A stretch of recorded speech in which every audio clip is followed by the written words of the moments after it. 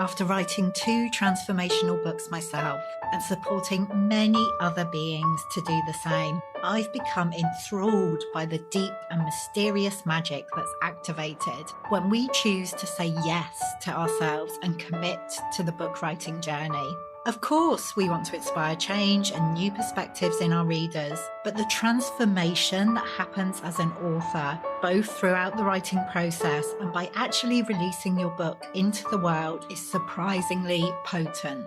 I know I've been blindsided in the most disruptive and delicious ways by some of the changes my books have brought into my life. Writing a book is like casting a spell. Although we can never be completely sure what's going to be unleashed during the process, we choose to do it anyway. This Unbound one is a heroic journey. Each book has the potential to be a magical portal, a doorway to a new world, both for you and your reader. Each book has a very specific medicine that it's here to share with us. And each book gives us the opportunity to alchemize the magnificent imperfection of our experience into gold. The truth is that anyone can write a book. We could all get a few thousand words down and put them together. But what fascinates me is what happens when we allow the book writing process to go deeper. When we say, fuck it, get naked and dive way down beneath the surface. Letting go of the shoulds and any need to be acceptable, sensible, or approved of. What fascinates me is what happens when we make ourselves fully available to being transformed by the very act of writing a book. This is Unbound Writing, and this is the process we'll be exploring together here in the Unbound Writers Club. I'm Nicola Humber, author and founder of the Unbound Press, and I help magical beings to write the transformational book they're really here to write at this time. I'm your guide here in the Unbound Writers Club, and the aim of this podcast is to help you to feel supported, encouraged, activated as you embark on your book writing journey. Whether you're a first-time author or have many books out in the world, my hope is that you will find something here to inspire you. Let's dive in.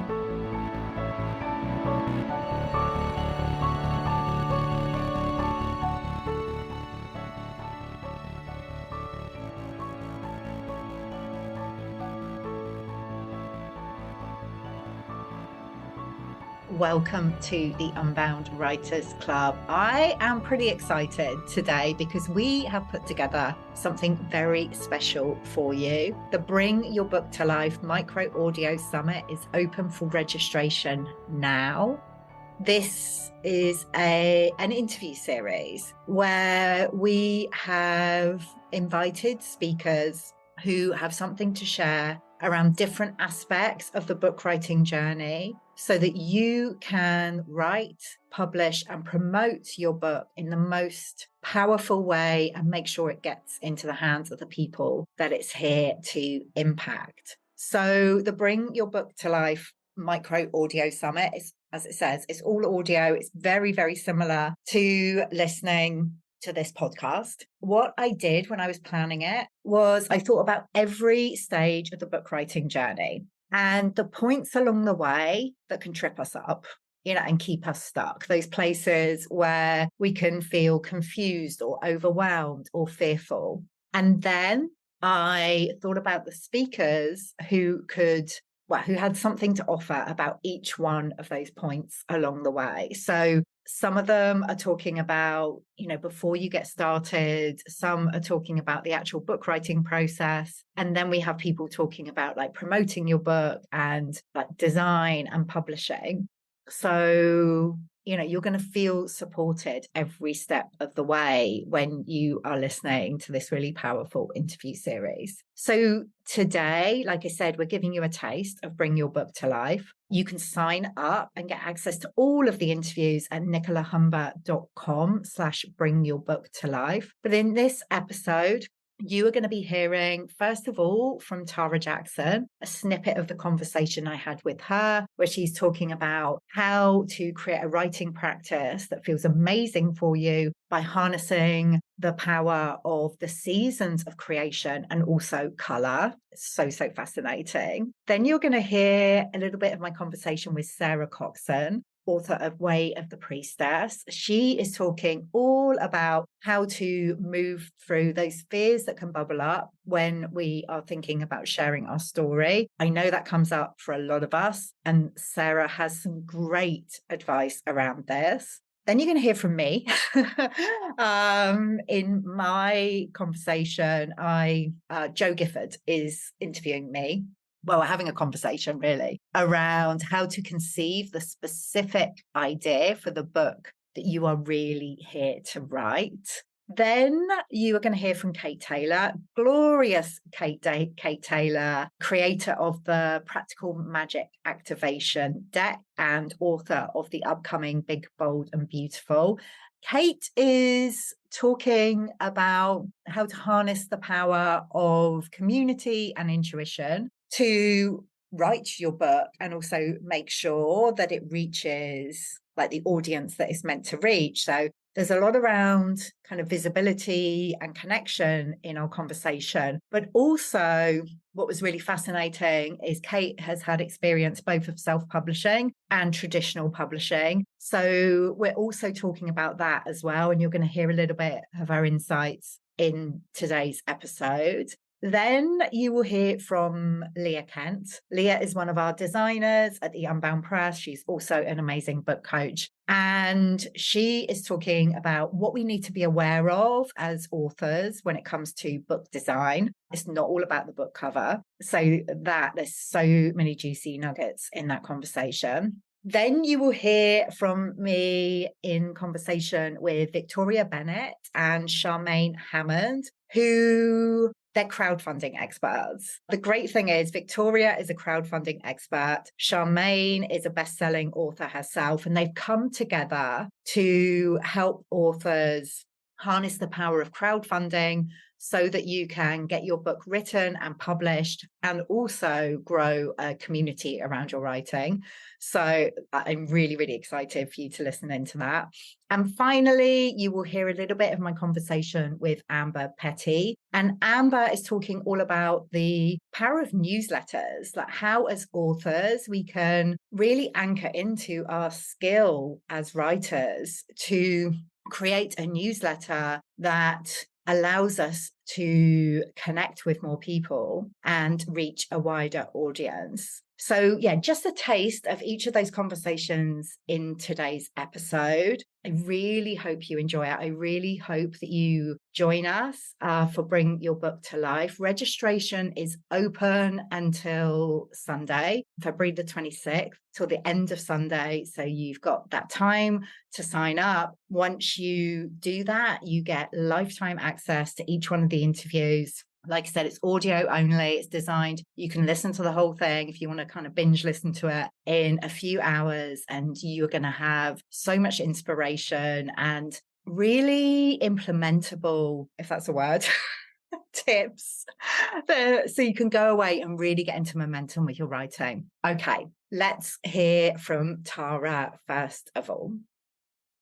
And some of the things you mentioned there, which I feel is really important as well, is that writing our books, it doesn't always look like kind of sitting down with a notebook or at the laptop. Like you say, sometimes it is with a voice note, like when you're out for a walk or something comes through for a social media post or a blog, and actually that's to go into our book. So yeah. Completely. And this whole lived experience of it, I think, because of course my books all have embodied in the title. Mm-hmm. I've got to embody them all in some way or another. Yeah. And so often my lived experience can be actually quite a healing type journey, I think, for lack of better wording. It's sort of like I have to release things, heal things, hold things, move through things to be able to hold what's coming and to write what's needed as well. So I find that they're often very transformative in that respect for me as well, and that journey. Yeah. Oh, that's That's interesting, as you were saying that. It's just such an important reminder that whatever we're choosing to write about, like yours all have the theme of embodied. So of course there's going to be an invitation for you to be more embodied in, you know, whatever you're writing about. Like mine, a lot of my books, well, obviously Unbound and Unbound writing, you know, there's always going to be an invitation for me to be more unbound in like the way I'm creating and the way I'm writing. So, you know, for those listening, like just be really curious about what you're writing about and allowing that quality or those qualities to come through in your writing practice, not just what you write, but how you write. I feel that's really important. So thank you for highlighting that. Of course, absolutely. Yeah, that's been the amazing part of it that I didn't expect to receive from writing the books. You know, Yeah. each one actually has been an activation in some way as well. You know, I think the first one was more about my past, my history, my story, you know, and activating the healing, and then the sort of opening the space for what was to come.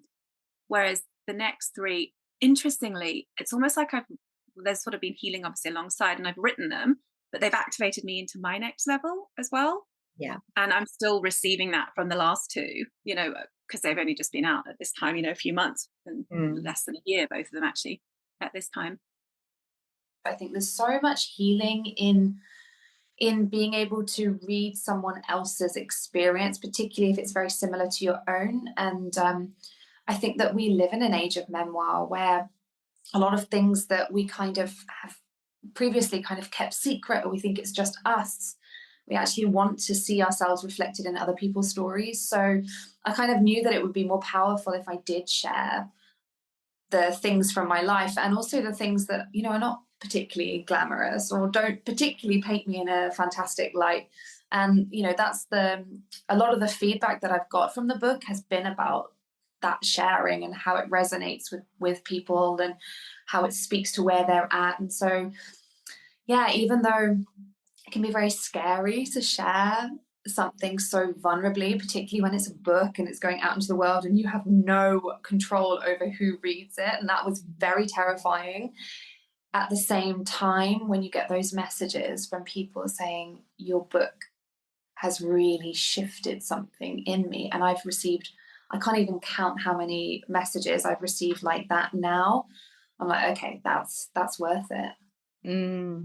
Well, thank you for sharing that, like what it's like on the other side, because I feel like that's something really powerful for people to hear, that even though it feels edgy and vulnerable and really scary to share our stories, that's where the magic is. Like that's what creates connection and helps our readers to feel seen and understood in their own experience. So it's really inspiring to hear about that.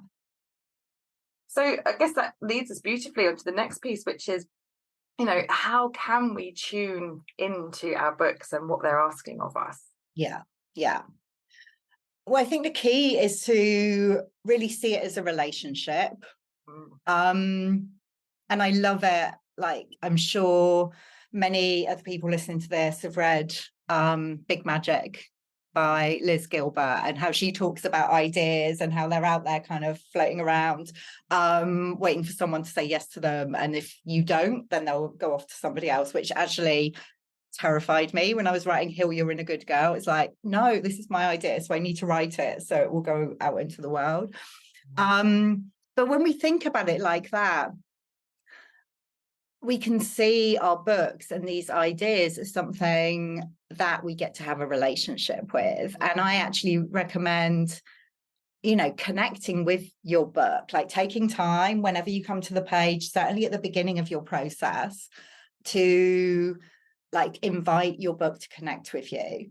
And you can do that in meditation, or like I like to go out for a walk and just ask my book to come with me, and just like open up those channels of communication, because you can ask your book questions like, what do you want to be? Like, what do I need to write about today? What's the first step? Like, who do I need to connect with?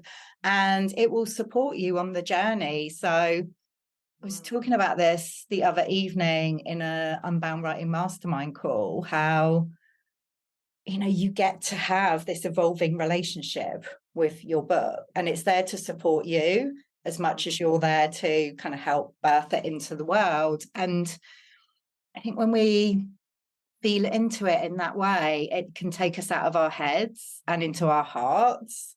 And we get to bring through ideas and insights that we wouldn't be able to access if we were just there trying to figure it all out. So a lovely commissioning editor, Beth, reached out and said, I love how you talk about Big, Bold, Beautiful Life. Would you like to write a book about that? And I was like, yeah, let me think about that for a second. Yes, please. And we would like to tie that into the deck as well. Have you thought about having the deck published? And it was a little bit daunting, because once you hand that over to a publisher, you're handing over your baby.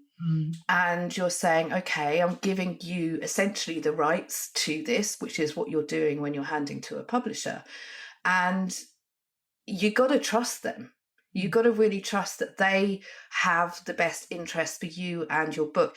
And we had those conversations really early up front, because obviously everything about my work is tied into the Practical Magic Activation deck and Big, Bold, Beautiful, because it's a program that I run and it's essentially my business.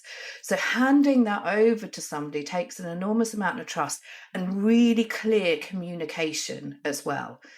We went through quite a lot of iterations with the agreement just to make sure that my business obviously is covered, and that I still have the flexibility and freedom to do with the book and the deck what I do within my business, you know, that there were no restrictions there. And that was a really good and healthy process. It's so interesting to hear about your experience and the differences between self-publishing and traditional publishing, and how we don't have to do either or, like one can lead to the other. I think people think once they've self-published something, that's it, you know. So it's great to hear how like that process led a traditional publisher coming to you. Yeah. And do you know what? I think it ties back to always what your vision is. Like back in 2017, when I was in the shower and I had this like idea pop in, it's almost like this weird moment where time kind of like went really stretchy and then snapped back into that very moment, because it was in that moment that I could see everything. Like I could see it being across the world, I could see it doing this, and I've never given up on that vision. I didn't know how that was going to happen, and sometimes you don't need to necessarily know and have all of the controls about how you can take action, as long as you're staying connected to the vision for why this thing exists in the world, your creative expression exists in the world, and the positive impact you want it to have. Most of the time, they're not aware of it. In design, we say, like, if you've done a good job, they are not aware of it. But if you haven't done a great job, they're very aware of it. Yeah. Like, if it's done right, it just feels smooth. If it's done wrong, they're like, why is this book weird? They might not know why, right? Because they're not a book designer. They'll just know something's a bit off. So my goal as a designer is to just deliver this experience that feels just very smooth and effortless for the reader. And when that happens, then you as the author, you just kind of can shine and be confident about your book. Yeah. I love that idea of the design being the meeting point between the author and the reader. I've never thought about it quite in that way. I love that. I mean, you talked about design decisions there, and I think, like, as authors, we can get really focused on the cover design, which is obviously important. I definitely want to talk about that. But I mean, what are the kind of design decisions that we need to be thinking about as authors? Yeah. So what usually happens, like, I start thinking about the design decisions from the time that you're, finalizing your manuscript. You're in the editing mode. Sometimes you can think about it earlier. I think about it earlier just because that's how my brain works, but not everybody's brain works that way, and it's okay.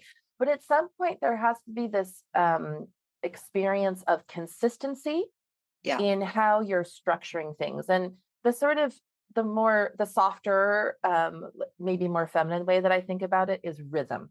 That there starts to be a sense of rhythm in your manuscript that will flow into the design. And so one example would be, if one chapter is 70 pages long and then the next chapter is 10 pages long, that can feel funny to the reader. So I think about it in terms of rhythm. So I think that if you start to have an awareness as you're writing your book about that rhythm, and if you start imagining yourself like, okay, are these feeling kind of consistent? Does there start to be this sense of like, this exercise comes at the end of the chapter and this exercise happens at the beginning of the chapter? There starts to be this form that emerges, and that always translates beautifully into the design.